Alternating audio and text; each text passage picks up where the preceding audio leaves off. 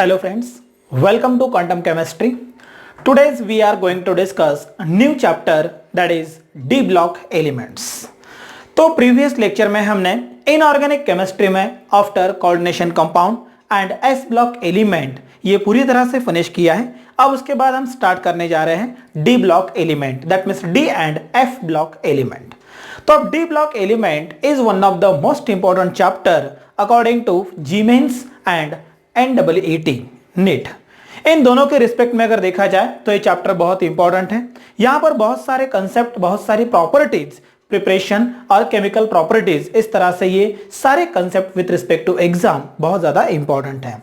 तो आज के लेक्चर में हम डिस्कस करेंगे properties and introduction about D block elements. D block element होता क्या है, डी ब्लॉक एलिमेंट किस टाइप में क्लासीफाई होते हैं, उसकी पोजीशन पीरियोडिक टेबल में कहां पर है, इन सारे चीजों के क्वेश्चन के आंसर आपको आज मिल जाएंगे। Now D block element in general, D block element in which consist of how many number of elements, this is the first question arising in my mind. Then the total number of elements which are included in D blocks are of 40. Total number of 40 elements are included in D block are as you can observe, यहां पर मैं clear कर रहा हूं, scandium, titanium, vanadium, chromium, manganese, ferrous, cobalt, nickel, copper and zinc. You can observe scandium, titanium, vanadium, chromium, manganese, ferrous, cobalt, nickel, copper and zinc. Yttrium, zirconium, niobium, molybdenum, technetium, ruthenium, rhodium, palladium, silver, cadmium. These are once again 10 elements. Next one, lawrencium, hafnium, tantalum, tungsten, rhenium, osmium, iridium, platinum, aurum, that means gold, and last one, mercury, Hg. Now next one, actinium. Actinium having atomic number 89। और यहां पर एक चीज मैं clear करना चाहूंगा, वो थोड़ी देर के बाद तो मैं यहां डिस्कस उसे करने ही वाला हूं। और आफ्टर देन जो हम एलिमेंट स्टार्ट करने वाले हैं उसका एटॉमिक नंबर 104। तो एटॉमिक नंबर 10 अगर 4 है तो पीरियोडिक टेबल में मैंने एक कंसेप्ट पढ़ाया था कि इनके जो नंबर्स होते हैं वो नंबर्स किस तरह से रिप्रेजेंट करना है। जैसे कि अगर मैं 1 ले रहा हूं, मैंने वहां पर क्लियर किया था 0 1 2 3 4 5 6 7 8 और ये 9। 0 को नील कहा जाता है, दैट मीन्स इसका जो एब्रीवेशन यूज करोगे वो होगा N। 1 को यहां पर कहा जाएगा अन, एब्रीवेशन U। 2 होगा यहां पर B, एब्रीवेशन B। 3 होगा यहां पर ट्राई, तो ये होना चाहिए T। ये होता है quad, after then pent, after then hex, sept, oct और ये इन। तो यहां पर quad means Q P H S O और E। तो अगर मुझे लिखना है 111, मुझे लिखना है 111, तो in this language I can right U U U, इस तरह से लिखा जाता है। आई वॉन्ट टू राइट 104, तो यू कैन राइट U। 0 मतलब नील, नील मतलब N, once again 4 means quad, UNQ। इस तरह से हम ये 101 मतलब 101 से लेके आगे की तरफ इस तरह से रिप्रेजेंट कर सकते हैं। तो एलिमेंट के एटॉमिक नंबर इस तरह से रिप्रेजेंट कर सकते हैं, तो इसके प्रीवियस जो लेटर्स होते हैं उससे इसका यहां पर सिंबल बनाया जा सकता है। तो यहां पर एटॉमिक नंबर 104, अगर ये 104 है तो इसका नाम होगा UNQ। 105 UNP, 106 UNH, 107 UNS, 108 UNO, 109 UNE, इन होना चाहिए, और 110 UN, अन नील, ओके तो यहां पर आप देख सक रहे हो 104, 105, 106, 107, 108, 109, 1010, 1011, दैट मीन्स 111 U और 112 U और ये होना चाहिए B। तो इसका और एक नाम है दैट इज CN कोपरनिशियम। इस तरह से इसका नाम कोपरनिशियम भी हो सकता है। तो यहां पर आप देख रहे हो मैंने सारे एलिमेंट्स इस तरह से रिप्रेजेंट कर लिए हैं। स्कैंडियम से लेके zinc, these are present into 3D series. यहां पर for your understanding I can write for 3D series, ये होगा in 4D series, 5D series and 6D series. ये कौन से सीरीज में है? 6D series. ग्रुपिंग की अगर बात होगी तो ये होना चाहिए 3rd B, after then 4th B, 5th B, 6th B, after then 7th। Okay ये आ रहा है यहां पर 7th के बाद मैं ले रहा हूं यहां पर ग्रुप नंबर 8 के अंदर आते हैं ये 3 group, after then 1st B और ये होगा 2nd B। इस तरह से these are the position of elements, D block elements in periodic table। ये periodic टेबल में D ब्लॉक एलिमेंट्स की पोजीशन है। तो यहां आप देख रहे हो किस तरह से मैंने इसे क्लियर किया है। तो यहां पर जिस तरह से मैंने एलिमेंट लिखे हैं तो यहां पर ये 2 टाइप के नाम हो सकते हैं। एक तो सिंबॉलिकल फॉर्म में इस तरह से रिप्रेजेंट करो, अदरवाइज जो अकॉर्डिंग टू साइंटिस्ट नेम तो इसे कहा जाता है कोपरनिशियम, दैट मींस इसे CN भी कहा जाता है। क्या कहा जाता है? CN। अब यहां पर हम देखेंगे general interpretation about D block elements. General interpretation तो सबसे पहले एक चैलेंज है कि ये एलिमेंट्स ध्यान में कैसे रखना है। तो यहां पर आप कोई भी कोड अप्लाई कीजिए और उसके हिसाब से उसे ध्यान में रख सकते हो। तो यहां पर देखिए मेन चीज क्लियर हो गई। Vertical columns that means in periodic table D block elements are present in 3rd B to 2nd B and in periods in 3D to 6D series। अब देखिए यहां पर जनरल इंटरप्रिटेशन में स्कैंडियम, एट्रियम, लैंथेनियम और actinium. Lanthanum के बाद जो 14 elements हैं, this 14 elements are called as lanthanoid, उन्हें लैंथेनॉइड कहा जाता है। एंड एक्टिनियम के बाद जो 14 एलिमेंट्स हैं आर कॉल्ड एज एक्टिनॉइड। इन्हें क्या कहा जाता है? Actinoids. These are combinedly called as F block element. इन्हें क्या कहा जाता है? F block element. तो यहां आप देख रहे हो total number of elements present in 3rd B group are what? 14। ये हुआ 28 प्लस यहां पर ये होंगे 4। तो total number of element in 3rd B group are 32। कितने होने चाहिए? 32। तो यहां पर क्वेश्चन इस तरह से आ सकता है, how many number of elements are present in D block. तो D ब्लॉक में अगर एक्चुअली देखा जाए इंक्लूडिंग D ब्लॉक में total number of elements including 6D series तो 40 element will be there. 10 10 10 and 10 40 elements. How many number of elements present in 3rd B group. 3rd B group की अगर बात की जाए तो total number of elements are 32, 4 into the column.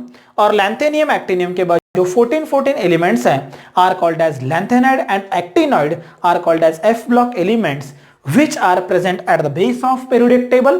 ये elements add करने के बाद टोटल नंबर ऑफ एलिमेंट बने कितने? 32। इस तरह से ये 3rd B और पूरे D ब्लॉक में एलिमेंट्स होते हैं। ओके थोड़ा सा फॉर योर अंडरस्टैंडिंग इसे मैं यहां से इरेज कर देता हूं। Now you can observe typical properties. अब यहां देखेंगे हम typical properties of D block elements. तो इसका इंटरप्रिटेशन यहां पहले क्लियर कर लेते हैं कि D ब्लॉक एलिमेंट होता क्या है। तो सबसे पहला question, why this elements are called as D block? Because during electronic configuration the last electron enter into d orbital, hence these elements are called as D block elements। Electronic configuration के समय या electronic distribution के समय अगर actually observe किया जाए तो last electron ये n-1d ऑर्बिटल में एंटर करता है, दैट मींस d ऑर्बिटल में एंटर करता है, इसीलिए इन्हें D ब्लॉक एलिमेंट कहा जाता है। जैसे कि आप देख रहे हो scandium, titanium, suppose atomic number 21, atomic number 22, तो इलेक्ट्रॉनिक कॉन्फ़िगरेशन क्या मिला? 1s2, 2s2, 2p6, 3s2, 3p6। कितने हुए? 6 4 10 12 और ये हुआ 18, 1s2 2s2 2p6 3s2 3p6 after then 4s2 ये मिला 31। यहां पर भी आप देख रहे हो 1s2 2s2 2p6 3s2 3p6 4s2 32। तो लास्ट इलेक्ट्रॉन यहां पर d ऑर्बिटल में एंटर कर रहा है, लेकिन ये d ऑर्बिटल 3d ये थर्ड शेल का है, इसका मतलब ये n-1d शेल का है, इसीलिए यहां पर इलेक्ट्रॉन d में एंटर करता है। तो इन एलिमेंट्स को d ब्लॉक एलिमेंट कहा जाता है। तो आई थिंक ये पॉइंट क्लियर हो चुका होगा कि why this element are called as d block, because electron enter into n-1d orbital, that's why those are called as d block elements. In these elements consist of how many number of elements? 40 elements will be there. तो यहां पर मैं थोड़ा सा एक इसे box करता हूं. You can observe these 4 elements which are starting to the D blocks, and these are 4 are present at the last of D block element. तो यहां आप देख रहे हो ये जो यहां पर थर्ड बी के एलिमेंट्स हैं और सेकंड बी के एलिमेंट्स हैं, this elements are combinedly called as, that means elements of third B and second B are combinedly called as what? Non-typical element. इन्हें क्या कहा जाता है? Non-typical element. इन्हें non-typical element कहा जाता है. Okay? And remaining element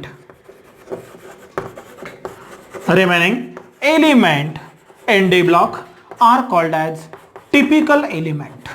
इन्हें क्या कहा जाता है? typical elements. तो यहां मैं पॉइंट टू पॉइंट सारी चीजें क्लियर कर रहा हूं. पहले मैंने क्या क्लियर किया? Why these are called as D block? Reason क्या मिला? Because electron enter into D orbital. Second question पूछा गया कि इस एलिमेंट में थर्ड बी और सेकंड बी के एलिमेंट्स को क्या कहा जाता है? तो थर्ड बी सेकंड बी के एलिमेंट्स को कहा जाता है non typical elements, and remaining elements of D block are called as what? Typical element. उन्हें टिपिकल एलिमेंट कहा जाता है.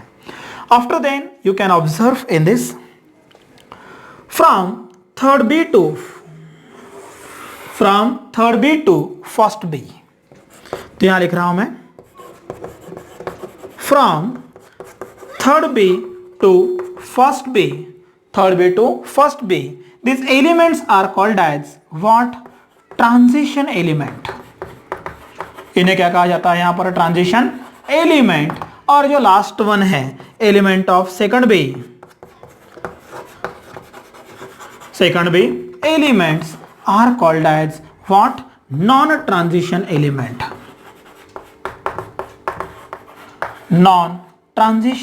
एलिमेंट. इन्हें नॉन ट्रांजिशन एलिमेंट कहा जाता है. तो और दो चीजें क्लियर हो गई, किसे कहा जाता है ट्रांजिशन एलिमेंट्स और किसे कहा जाता है नॉन ट्रांजिशन एलिमेंट. ओके, तो यहां पर वंस अगेन मैं रिवाइज करता हूं within half of the minute. Third B and second B, this two columns are called as what? Non typical elements, and the remaining elements are called as typical. Only second B is called as non-transition, and remaining all the elements are called as transition elements or transition metal. Okay? Total number of elements कितने हैं अंदर? 40 elements will be there. पूरे elements कितने अंदर? 40 elements वहां पर होने चाहिए. तो in this way, this is what the types of elements. अब देखते हैं इसके अंदर और कुछ चीजें, जैसे कि मैं यहां कुछ पॉइंट्स क्लियर करना चाहता हूं. Now in this, observe the element as osmium and iridium. यहां पर आप देख रहे हैं osmium and iridium. Osmium and iridium, these elements are called as densate element. इन्हें क्या कहा जाता है? densate element. Why these are called as a densate element? तो यहां पर आप देख रहे हो osmium जिसकी डेंसिटी है, osmium की डेंसिटी है 22.57 gram per cm cube. Okay, and second one iridium having density 22.61 gram per cm cube.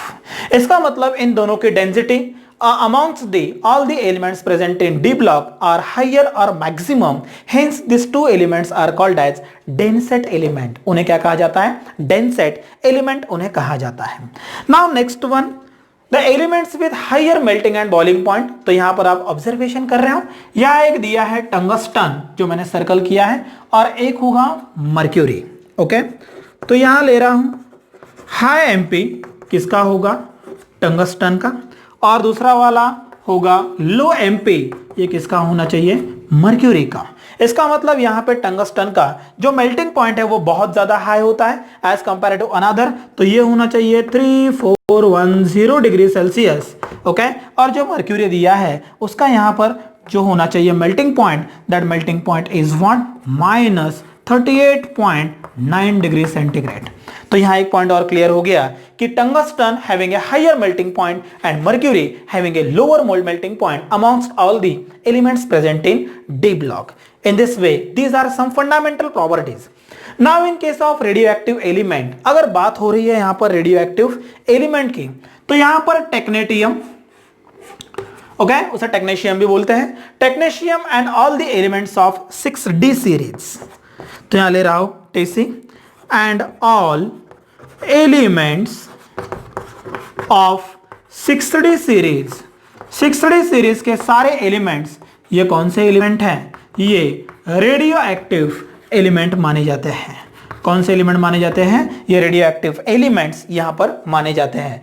इस तरह से यहां पर देखिए total number of elements radio active in this, एक होगा टीसी आपका technetium and all the elements of 6D series are the elements of radio active. Radio active element मतलब what, the elements which emits active radiation itself, जो खुद होकर active radiations छोड़ता है या इमिट करता है, those element called as radio active element. Okay, तो इस तरह से ये थी कुछ फंडामेंटल प्रॉपर्टी। और भी कुछ प्रॉपर्टीज के बारे में यहां पर हम डिस्कस करने वाले हैं।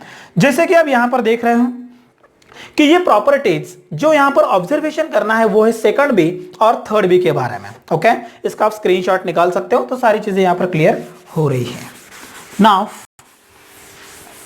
Observe on once again second B and third B. बात अगर सेकंड बी की हो रही है तो यहां फिर से देखो, the elements of second B, that means second B elements show similar chemical properties, show similar chemical property with transition metal. ये ट्रांजिशन मेटल के साथ सिमिलर केमिकल प्रॉपर्टी शो करता है। तो elements of third B which do not show similar property, which do not show similar property, ये similar property show नहीं करता है। तो यहां आप देख रहे हो प्रॉपर्टीज के बारे में अगर बात कर रहा हूं तो ये सिमिलर प्रॉपर्टी शो नहीं करेगा, और सेकंड बी के एलिमेंट्स सिमिलर प्रॉपर्टी यहां पर क्या करेंगे, शो करेंगे। अब यहां पर आप देख रहे हो टिपिकल, नॉन टिपिकल, इस तरह से सारे एलिमेंट हो चुके हैं। अब यहां पर खास बात जो करनी है वो करनी है सिंथेटिक एलिमेंट, कौन से एलिमेंट यहां पर होते हैं। तो सारे के सारे ये एलिमेंट्स हमने देखा है टेक्नेशियम एंड ये एलिमेंट कौन से आपके रेडियो एक्टिव एलिमेंट है। The elements after 104, elements after 104 are man made, या उन्हें ही कहा जाता है सिंथेटिक एलिमेंट। उन्हें क्या कहा जाता है, सिंथेटिक एलिमेंट। ये सारे के सारे एलिमेंट्स सिंथेटिक एलिमेंट हैं। तो यहां आप देख रहे हो 104 से लेके आगे के सारे element up to CN UUB, all the elements are of synthetic और man made element. This is general interpretation about what, about D block element. Okay, तो आई थिंक कि आपको समझ में आ गया होगा कि मैं यहां पर क्या कहना चाहता हूं। फिर भी for your understanding only I want to revise only by single way. इसे मैं थोड़ी देर के लिए रिवाइज करना चाहता हूं तो आपको क्लियर हो जाएगा सारी चीजें मैंने क्या बताई थी। तो मैंने जैसे कि पॉइंट बताया था D block elements, listen carefully, I only interpret with in only 2 minutes. तो D block elements in this generally consist of 40 elements. इसके अंदर टोटल नंबर ऑफ एलिमेंट्स कितने हैं, 40 elements, which are located in the series as a 3D, 4D, 5D and 6D, and vertically these are present from third B to second B, third B to second B. In this way, these are the location of that element in periodic table. Out of the total 40 elements, what The elements present into the second B elements are called as non-transition elements and all the remaining elements are called as transition metal or transition element. Okay, second B elements को non transition कहा जाता है, बाकी के बचे हुए सारे elements को ट्रांजिशन कहा जाता है। बात अगर टिपिकल नॉन टिपिकल की है तो सेकंड बी और थर्ड बी इन एलिमेंट्स को क्या कहा जाता है, नॉन टिपिकल एलिमेंट्स। इसका मतलब डी ब्लॉक के स्टार्टिंग के वर्टिकली 4 एलिमेंट्स और लास्ट के vertically 4 elements are called as what, non typical. Remaining all the elements of D block are called as typical element, उन्हें टिपिकल एलिमेंट कहा जाता है। D block consists of what, the elements with higher melting point, that is tungsten, इसका melting point सबसे ज्यादा है, and the element with lower melting point having mercury, वो क्या होना चाहिए, mercury। D block element consists of what, some elements are called as densest element, उन्हें densest element भी कहा जाता है क्योंकि उनकी density as compared to another बहुत ज्यादा है। Those elements are osmium and iridium, कौन से हैं, osmium and iridium, having density osmium 22.57 और iridium की density है वहां पर 22.69। इस तरह से ये कुछ एलिमेंट्स यहां पर थे। पूरे डी ब्लॉक एलिमेंट में all the elements of 6D series or technetium are the radioactive in nature and all the elements after 104 are what, synthetic or man-made elements which can represented by the letters UU, इस तरह से उसे represent किया जाता है। तो ये था जनरल इंटरप्रिटेशन। और कुछ प्रॉपर्टी मैं क्लियर करना चाहता हूं, कुछ एलिमेंट्स के बारे में मोस्ट इंपॉर्टेंट चीजें, जैसे कि iron in general use in manufacturing, ये कहां यूज होता है, manufacturing, okay, and in construction, ये कंस्ट्रक्शन और मैन्युफैक्चरिंग में यूज किया जाता है। After then I can write aurum, okay, silver and platinum, this elements are use in beauty industry, ये ब्यूटी इंडस्ट्री में यूज किया जाता है, as well as to form ornaments, ornaments बनाने के लिए भी इसे यूज किया जाता है। And the elements aurum, silver and copper are called as coinage metal, इन्हें कॉइनेज मेटल्स कहा जाता है। ये कॉइन बनाने के लिए भी यूज होते हैं, कॉइन बनाने के लिए इसे यूज किया जाता है। उसके बाद सेकंड पॉइंट जो मुझे खास डिस्कस करना है वो ये है, D block elements, D block elements in living organism या living system. D block element का लिविंग सिस्टम में कौन सा रोल है, ऐसे कौन से एलिमेंट है जो लिविंग सिस्टम में बहुत बड़ा रोल प्ले करते हैं, उनके बारे में हमें इंफॉर्मेशन लेनी है। तो यहां पर मैं खास बात करूंगा आयरन की, Fe। Fe is one of the most important element which is present into the what, blood, ये ब्लड के अंदर प्रेजेंट होता है। इसका मतलब the red colour of blood is responsible due to the presence of Fe। ये क्या होता है, वहां पर जो रेड कलर ब्लड का होता है ये वहां Fe आयन के प्रेजेंस के वजह से ही होता है, जो ऑक्सीजन ट्रांसपोर्टेशन के लिए वहां पर हेमोग्लोबिन के थ्रू यूज किया जाता है। इसका मतलब this is use into the what, transportation of oxygen into the human blood, that means in haemoglobin. इस तरह से Fe is one of the important what elements in human body, ये ह्यूमन बॉडी में सबसे बड़ा रोल वहां पर क्या करता है, प्ले करता है। ओके, ये प्रोटीन हेमोग्लोबिन में जनरली क्या होता है, प्रेजेंट होता है। सेकंड एलिमेंट की बात की जाए तो वो है cobalt. Okay, cobalt is the crucial element of vitamin B12। ये विटामिन B12 का क्रूशियल एलिमेंट है, ये देखा है हमने, ये बनाता है Hb प्रोटीन। ओके, कोबाल्ट जो प्रेजेंट होता है वो विटामिन B12 का सबसे क्रूशियल एलिमेंट है कि जो एक्ट होता है as a catalyst in metabolism of carbohydrate, protein और fats.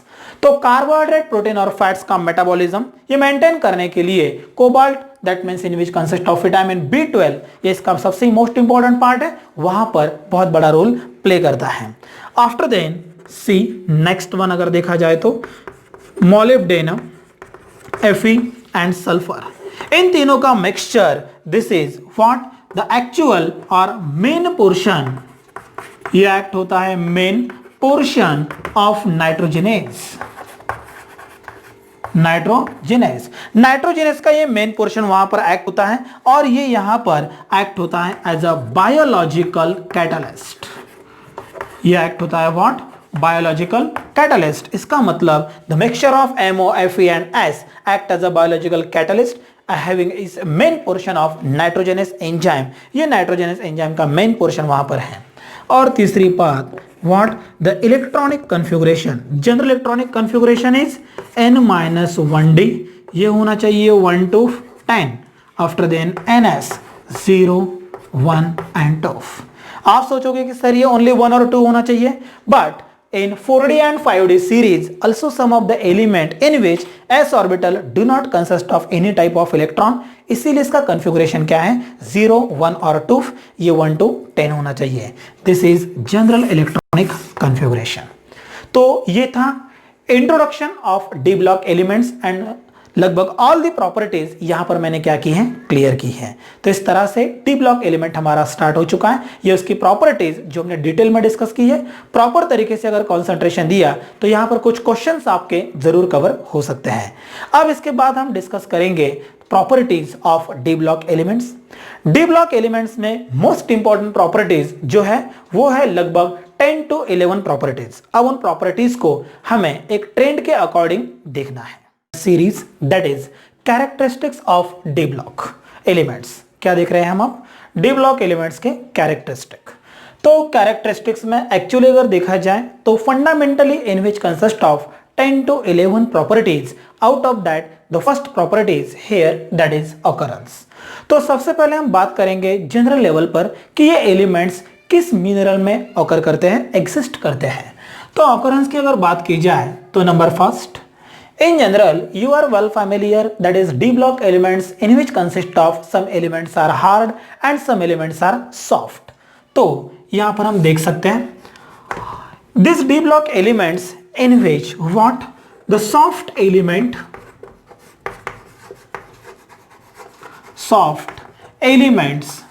of d block exist in sulfide mineral। ये कौन से मिनरल में होते हैं, ये होते हैं सल्फाइड मिनरल्स।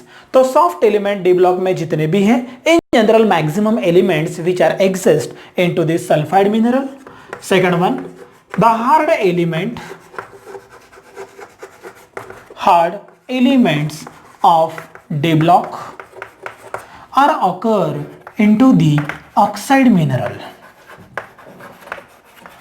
ये कहां मिलते हैं, ऑक्साइड्स मिनरल में। तो यहां पर क्लियर हो चुका है the sulphide of D block are soft in nature and oxides of D block are hard in nature. तो I can write in this way what, when sulphide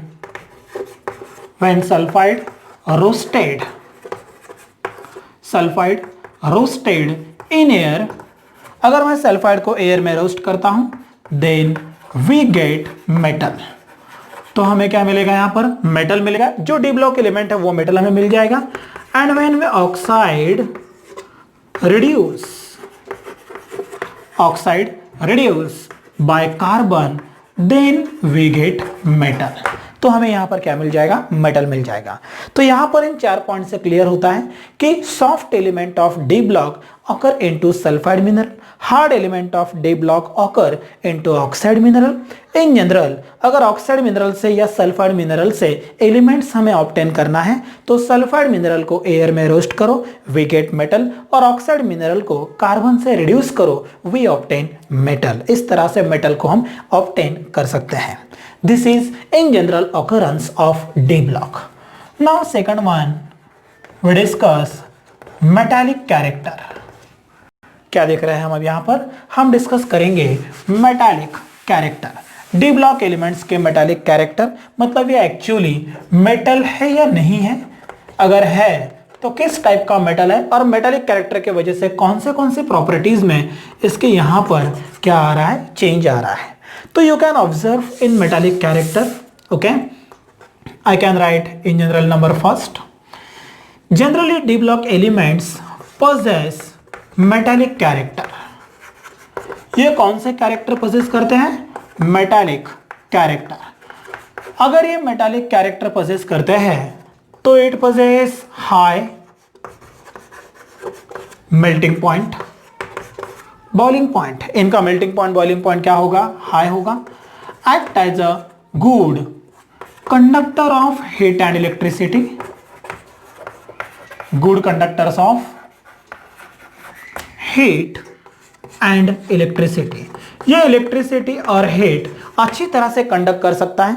यहां पर इनका melting point, boiling point as compare to another elements ये क्या होता है, ज्यादा होता है। This are ductile, malleable and show metallic luster। ये क्या शो करता है, मेटालिक लस्टर भी ये शो करेगा। These elements possess all types of structure। ये सारे स्ट्रक्चर पोजेस करता है। सारे स्ट्रक्चर पोजेस करना that means what, that means HCP hexagonal close packing, FCC face centre cubic packing, after then BCC body centre cubic packing. इसका मतलब ये तीनों भी स्ट्रक्चर क्या करता है, पोजेस करता है। ये जो हम यहां पर देख रहे हैं, दीज आर द प्रॉपर्टीज और metallic character of D block elements. तो यहां देखिए बहुत सारी चीजें मैंने क्लियर की हैं कि ये मेटालिक कैरेक्टर पोजेस करता है। इसका मतलब इनका मेल्टिंग पॉइंट, बॉइलिंग पॉइंट ये ज्यादा है। These elements act as a good conductor of heat and electricity। इसका मतलब हीट इलेक्ट्रिसिटी वो इजीली कंडक्ट कर सकता है। That means unpaired electron will be there। वहां पर क्या होना चाहिए, अनपेयर इलेक्ट्रॉन होना चाहिए। ये डक्टाइल भी है, मेलिएबल है, ये मेटालिक लस्टर भी पोजेस करता है और ये एलिमेंट्स तीनों टाइप के स्ट्रक्चर शो करता है। That means HCP, FCC and BCC।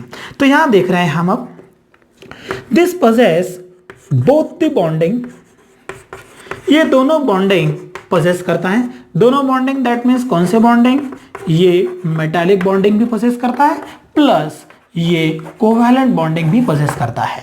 That means D block elements which possess covalent as well as metallic. जितना कोवैलेंट बॉन्डिंग ये फेवर करेगा उतना वो मटेरियल कंपाउंड हार्ड होते जाएगा। इसका मतलब उसका ultimately melting point, boiling point क्या होगा, वहां पर इंक्रीज होगा। तो ये जनरली डिपेंड करेगा नंबर ऑफ अनपेयर इलेक्ट्रॉन पर। तो नंबर ऑफ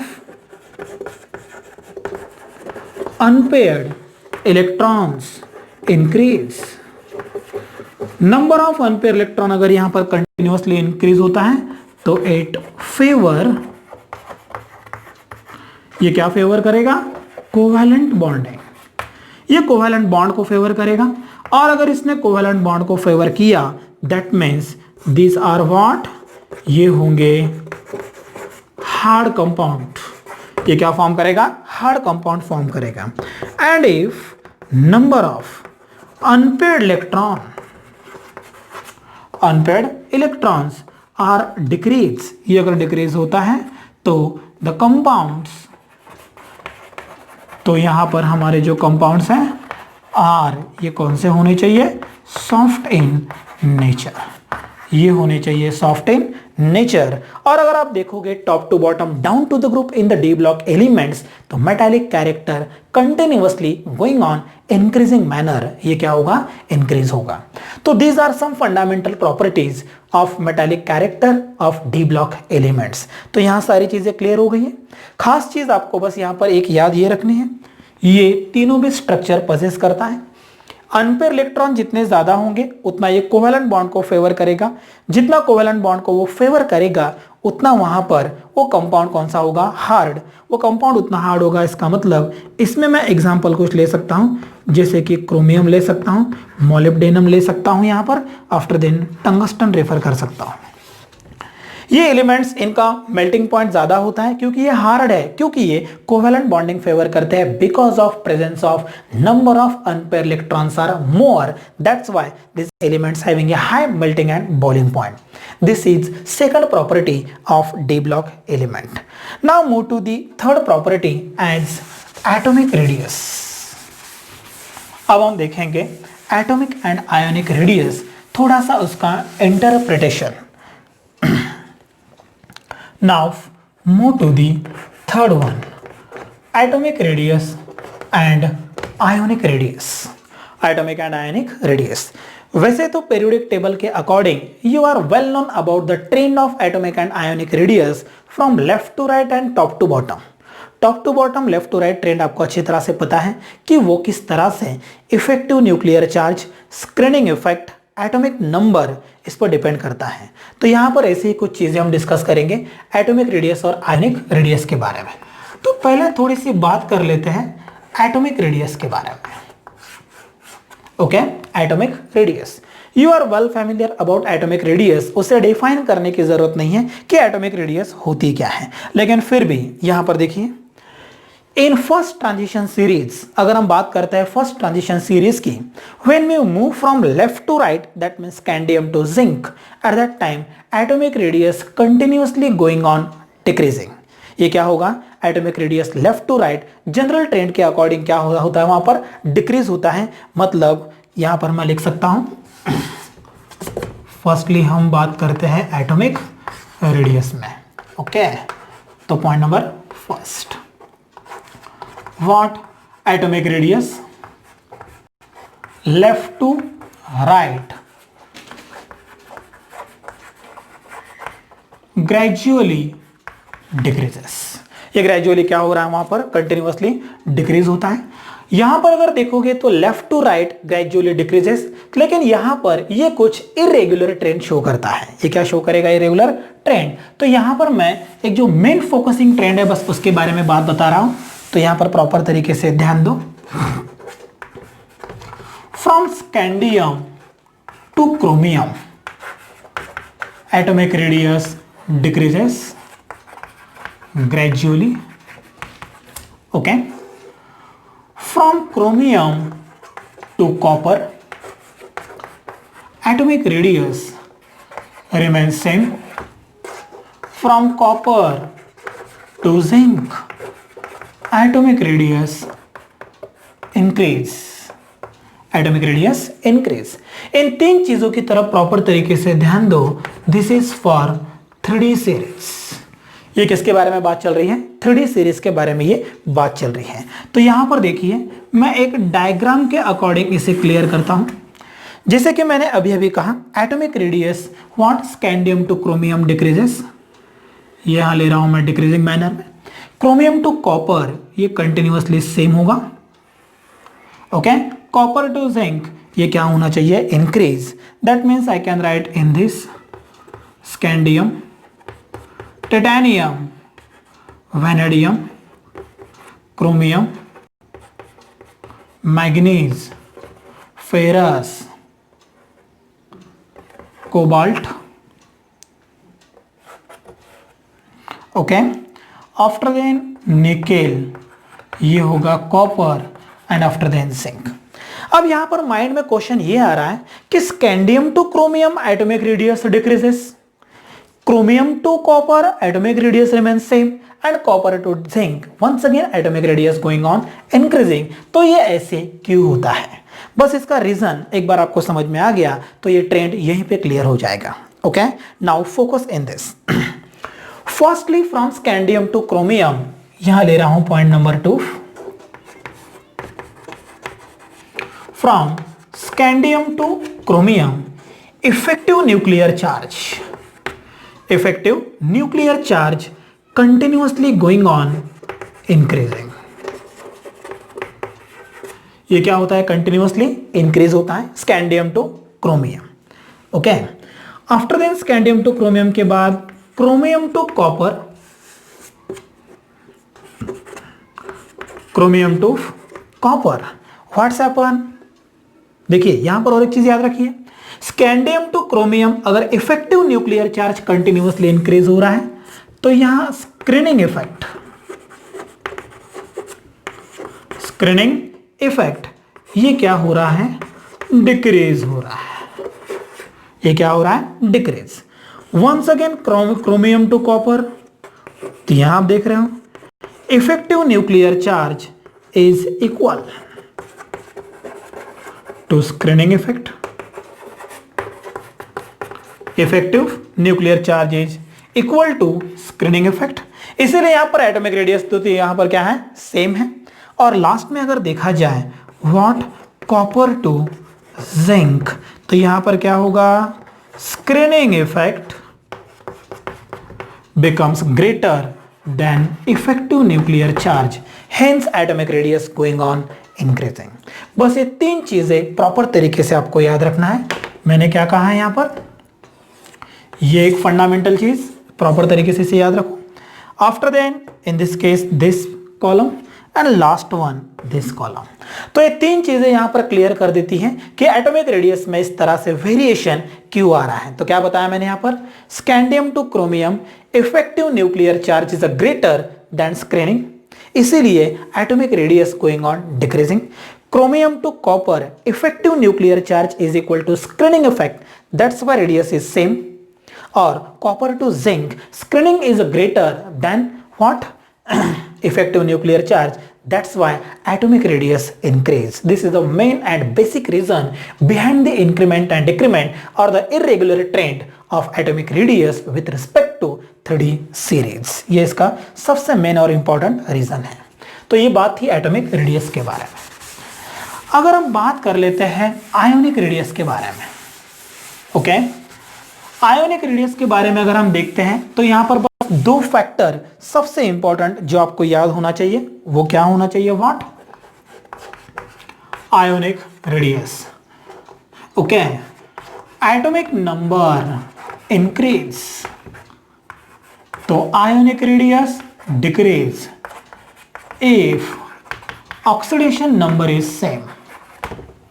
यहां पर most important point, oxidation number अगर दोनों का सेम है तो एटॉमिक नंबर अगर इंक्रीज हो रहा है तो आयोनिक रेडियस 101% क्या होना चाहिए, डिक्रीज होना चाहिए. तो यहां पर देख रहा हूं मैं स्कैंडियम 2+2, कॉपर 2+. आप देख रहे हो ON नंबर यहां पर क्या है, कंटिन्यूअसली सेम. तो atomic number scandium to copper increase हो रहा है,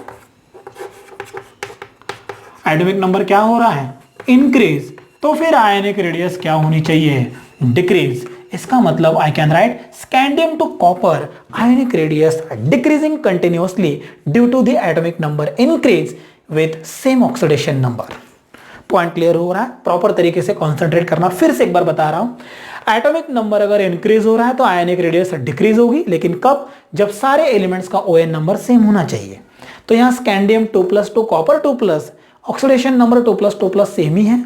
तो स्कैंडियम टू कॉपर अगर आप लेफ्ट टू राइट जाओगे तो एटॉमिक नंबर कंटिन्यूअसली बढ़ेगा, तो आयोनिक रेडियस क्या होगा उसका, डिक्रीज. और दूसरी केस, अगर ऑक्सीडेशन नंबर वेरिएबल है, इसका मतलब एट डिफरेंट ऑक्सीडेशन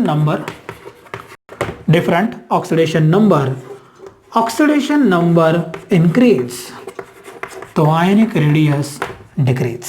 ये क्या होना चाहिए, आयोनिक रेडियस इसकी कंटिन्यूअसली डिक्रीज होनी चाहिए. तो यहाँ एग्जांपल के तौर पर मैं क्लियर करना चाहूंगा. For example Fe3+ is less than Fe2+. इसकी रेडियस लेस होगी इसके कंपेयर में. आई can right nickel +3 is less than nickel 2+, manganese +5 less than manganese 2+. तो यहां आप देख रहे हो वेरिएशन इन ऑक्सीडेशन नंबर. तो number of positive charge increase तो एटॉमिक रेडियस अल्टीमेटली क्या होगा, वहां पर डिक्रीज होना चाहिए. तो this is about atomic and ionic radius. Now move to the fourth character. अब हम डिस्कस करेंगे फोर्थ कैरेक्टर के बारे में. That fourth character is melting and boiling point. अब हम बात करेंगे इसके बारे में, मेल्टिंग और boiling point. This is most important character in D block elements. सारी चीजें पॉइंट टू पॉइंट क्लियर हो रही हैं. ऑकरेंस में देखा है सल्फाइड और ऑक्साइड मिनरल, और मेटल कैसे ऑब्टेन करना है वो भी देखा है. मेटेलिक कैरेक्टर में मैंने डिस्कस की है डी ब्लॉक एलिमेंट्स की प्रॉपर्टीज. एटॉमिक रेडियस और आयोनिक रेडियस मैंने क्लियर किया है. एटॉमिक रेडियस क्लियर किया है मैंने with respect to what, screening effect and effective nuclear charge. Ionic radius clear किया है मतलब with respect to what, atomic number और ऑक्सीडेशन नंबर के रिस्पेक्ट में. अब मेल्टिंग बॉइलिंग पॉइंट के बारे में थोड़ी सी बात कर लेते हैं. मेल्टिंग बॉइलिंग पॉइंट के बारे में अगर बात करनी है तो हम सीधे जाते हैं नंबर ऑफ अनपेयर इलेक्ट्रॉन पर.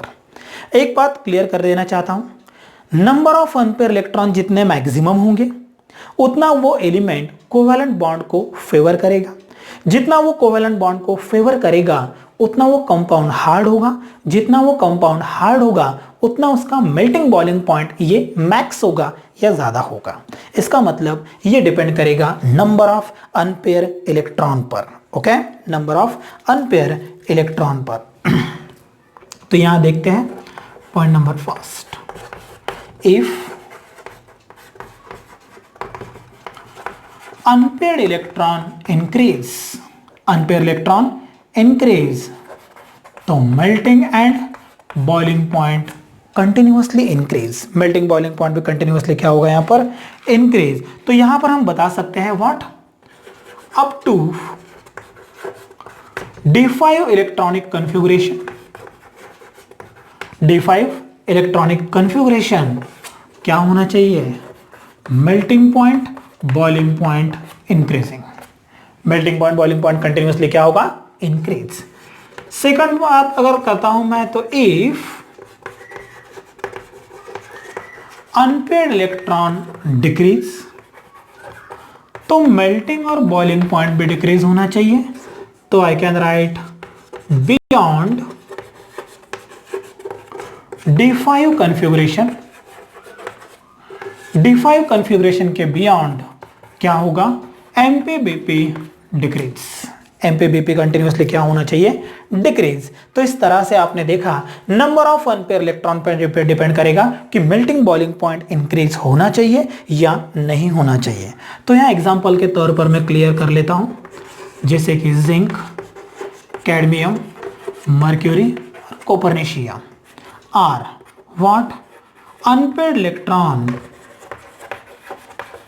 Are zero, unpaired electron zero है, hence these are soft in nature having what low MP and BP। इनका मेल्टिंग बॉइलिंग पॉइंट कंटिन्यूअसली क्या होना चाहिए, लो होना चाहिए। ओके, तो अगर मैं ग्राफ ड्रॉ कर लेता हूं तो ग्राफ के रिस्पेक्ट में आप यहां पर दे सकते हो 1 2 3। ओके, आफ्टर देन ले रहा हूं यहां पर फोर्थ, तो ये ले रहा हूं titanium, vanadium, chromium, manganese. Okay, manganese के बाद I can write ferrous, cobalt, nickel, ferrous, cobalt and nickel. After then I can write copper. यहां आप देख रहे हो फेरस, कोबाल्ट और निकेल इन तीनों का मेल्टिंग पॉइंट लगभग सेम ही है। मैग्नीज का मेल्टिंग पॉइंट एक्सेप्शनली लेस होता है। ये क्या है, एक्सेप्शनली लेस। मतलब यहां पर आपको एक बात प्रॉपर तरीके से याद रखनी है, when we move in 3D series from left to right at that time titanium, vanadium, chromium melting point continuously increase होगा क्योंकि number of unpaired electron increase हो रहा है। लेकिन मैग्नीज में नंबर ऑफ अनपेयर इलेक्ट्रॉन 5 होने के बाद भी इसका मेल्टिंग पॉइंट इन सबसे कम है। ये एक्सेप्शनल केस मानी जाती है, इसीलिए मैग्नीज का melting point as compare to another less होगा।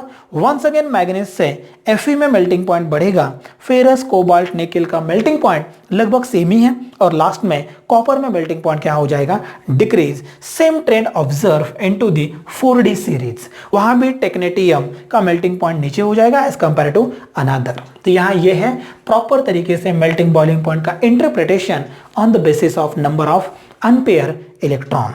ओके, ये थी fourth property. Now move to the property number 5th।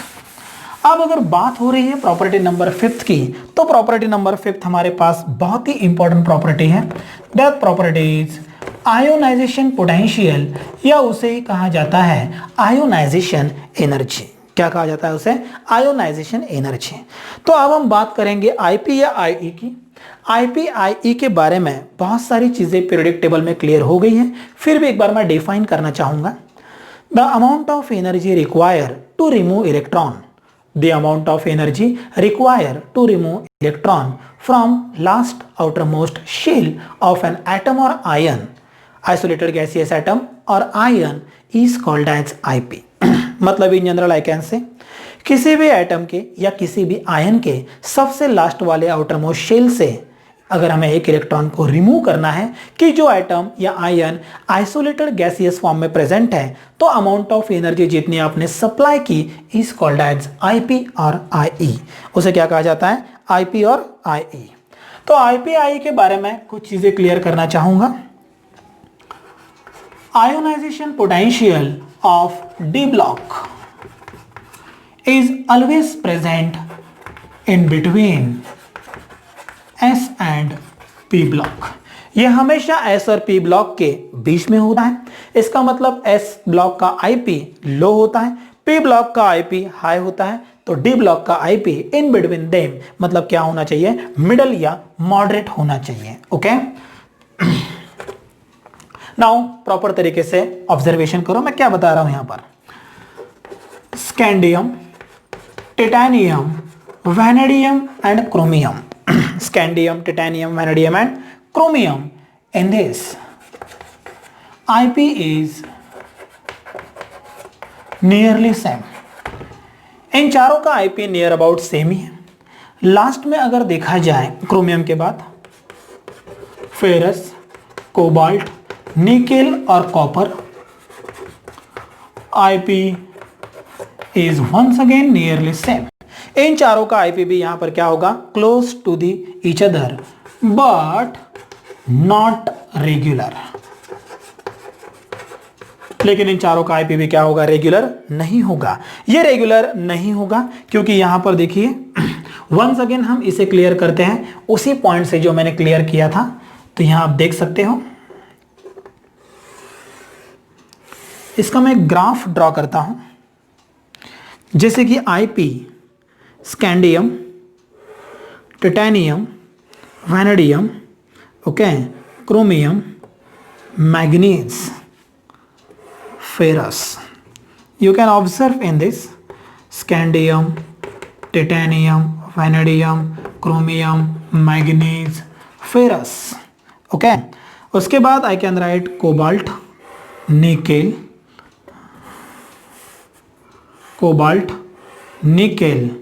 okay, copper, and last one is the IP of zinc.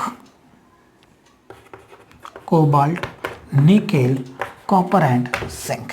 तो you can observe in this, इन चारों का IP near about same है और इन चारों का IP भी नियर अबाउट सेम है। Okay, तो ionization potential of scandium, titanium, vanadium, chromium is same. Ferrous, cobalt, nickel and copper is also same. Manganese का IP इन चारों से थोड़ा सा ज्यादा होगा और जिंक का IP इन चारों से वंस अगेन थोड़ा सा क्या होना चाहिए? वहां पर ज्यादा होगा। क्योंकि अब देखिए इस तरह से क्यों होता है, बिकॉज स्कैंडियम टू क्रोमियम अगर आप जाओगे तो शील्डिंग इफेक्ट इन जनरल अगर देखा जाए तो डी ऑर्बिटल का शील्डिंग इफेक्ट ये कम होता है। स्क्रीनिंग क्या होता है उसका? कम होता है। डी का स्क्रीनिंग कम होता है। इसका मतलब अगर आप लेफ्ट टू राइट अगर वहां पर जाओगे तो इलेक्ट्रॉन निकालने के लिए एनर्जी क्या लगती है? थोड़ी ज्यादा तो लगेगी, लेकिन इन चारों की लगभग क्या होगी वहां पर? सेम, क्योंकि ऑलरेडी बेचारा डी इलेक्ट्रॉन, डी ऑर्बिटल ये बाहर ही प्रेजेंट है। मतलब यहां पर आप देख सकते हो इफेक्टिव न्यूक्लियर चार्ज यहां पर क्या होना चाहिए? जितना ज्यादा होगा उतना आईपी क्या होगा? ज्यादा होगा। तो यहां पर स्कैंडियम, टिटेनियम, वैनेडियम, क्रोमियम में effective nuclear charge near about चारों का near about very close to each other, इसलिए उनका आईपी सेम है। यहां पर भी इफेक्टिव न्यूक्लियर चार्ज का नियर अबाउट क्या है? आईपी सेम है। तो वेरिएशन किसके वजह से आया है? This variation occur only due to the slight difference in between atomic size. Atomic size में छोटा सा डिफरेंस होने के रीजन से ये वेरिएशन इस तरह से यहां पर आया है। इसका मतलब यहां अगर आप देखोगे तो एटॉमिक जो आयोनाइजेशन पोटेंशियल है वो कंटिन्यूअसली इरेगुलर ट्रेंड यहां पर क्या होगा? दिखाएगा। तो these are 5 properties of what?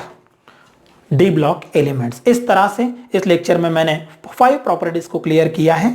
Okay, I hope ये वीडियो आपके लिए बहुत हेल्पफुल रहेगा। Thanks for watching.